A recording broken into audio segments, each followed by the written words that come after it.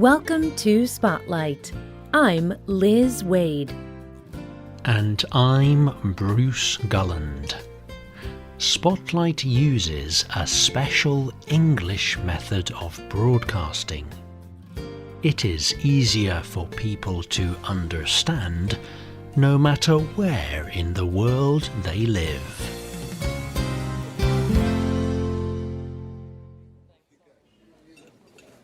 Two men sit together at a table.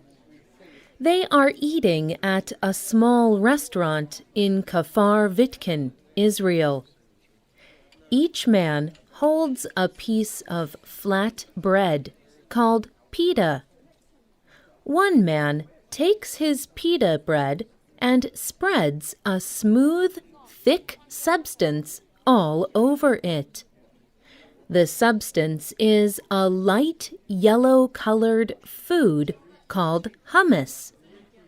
He takes a bite and enjoys the wonderful taste.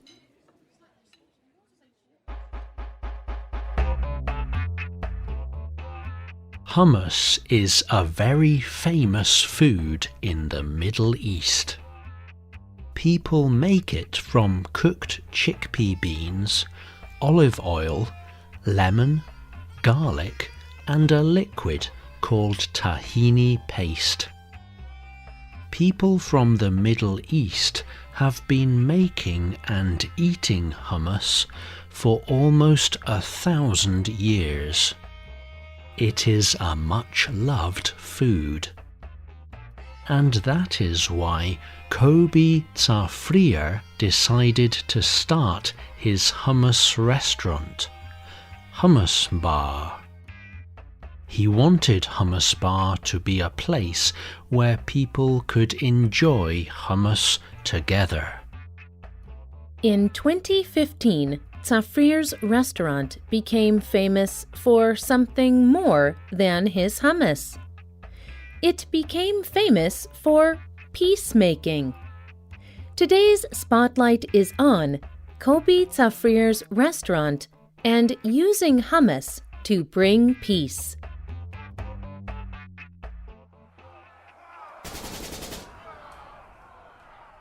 In Israel, there has been a long history of conflict between the Jewish and Arab peoples.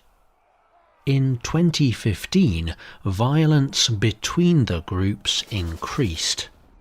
This increase in conflict concerned Tzafrir. So he decided to do something unusual about it. He did not protest or fight. He did not write a letter to his government officials. Instead, he wrote a message on his restaurant's Facebook page. It said, "Are you afraid of Arabs? Are you afraid of Jews? At our restaurant, there are no Arabs, but there are also no Jews. We have human beings and real excellent Arab hummus." Tzafrir continued his message. He said that he would charge only half price for hummus that was ordered by Arabs and Jews that would eat together. Immediately, Tzafrir's simple message spread around the world. Hundreds of people liked and commented on his Facebook post. And news organizations from around the world began contacting him. Tzafrir hoped that charging half price would encourage more Jews and Arabs to eat and talk together.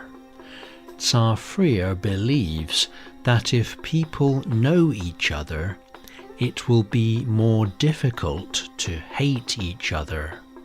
And he thinks hummus is a particularly good food to encourage peace in Israel.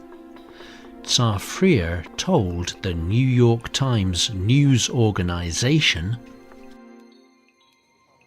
Hummus is a social food. You eat together and share the pita bread. This is a food that came from Arabs and that Jews also like a lot.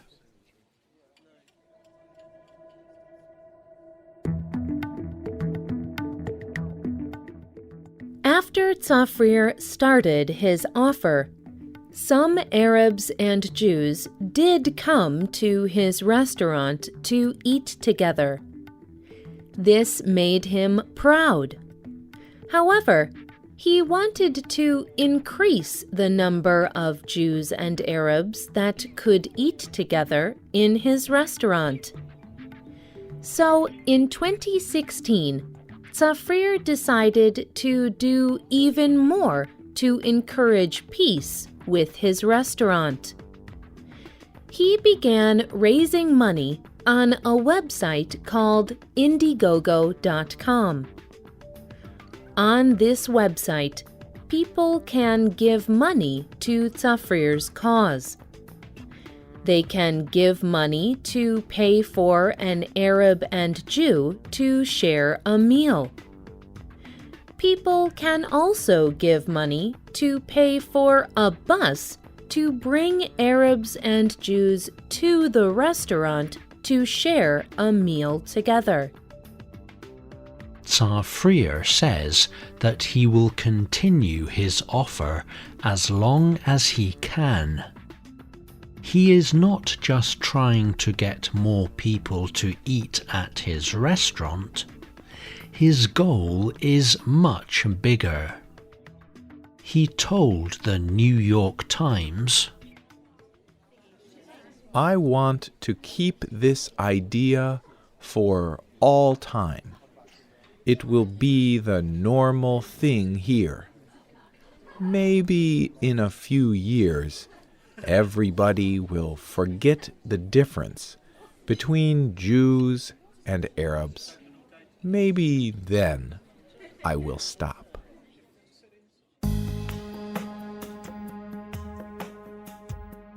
Tzafrir is not the only person who thinks hummus may be the secret to peace in the Middle East.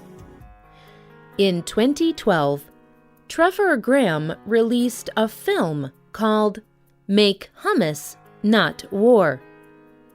Graham had heard that there was a legal fight between Lebanon and Israel. The fight was over who owned the legal rights to hummus. Graham knew that no one country owned the ancient food. But he thought it was interesting to follow the stories of hummus lovers from different Middle Eastern countries, like Lebanon, Israel, and Palestine. Some of these people shared how they made their hummus. People from each of these countries make hummus in the same basic way. But individual people do make small changes to make their hummus different. Most of the people in the film believed that their country was the home of hummus, and they all thought their hummus was the best. But Graham's film was about a lot more than just hummus.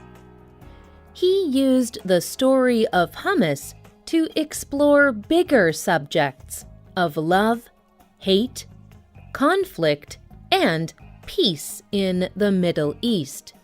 He wrote, Hummus and chickpeas are a symbol of our common humanity, a symbol of our common ancient roots to live, eat, taste, and enjoy life. I wanted this movie to communicate that we have more in common than what divides us.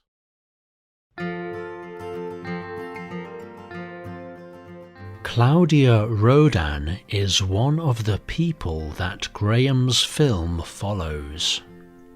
Rodan is a Middle Eastern food expert.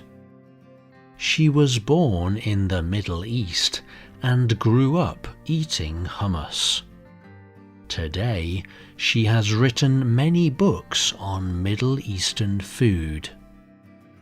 And she has even made a television series about cooking Middle Eastern food.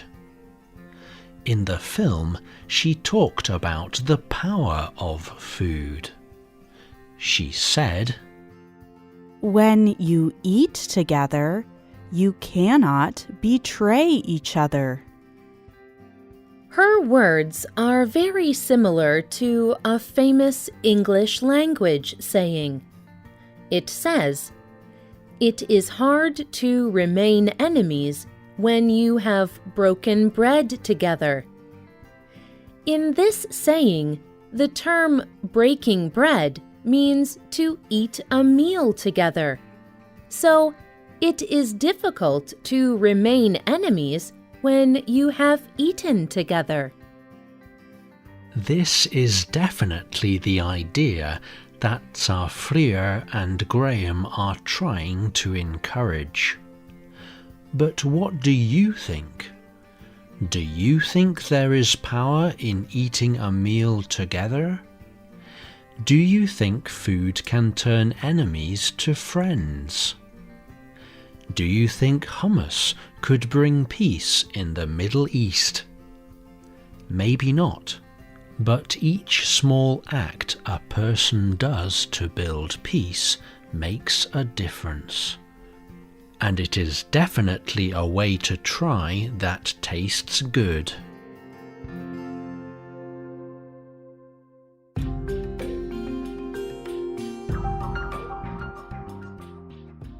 The writer of this program was Robin Baselin. The producer was Michio Ozaki. The voices you heard were from the United States and the United Kingdom. All quotes were adapted for this program and voiced by Spotlight. You can listen to this program again and read it on the internet at www.radioenglish.net. This program is called Eat Hummus, Make Peace.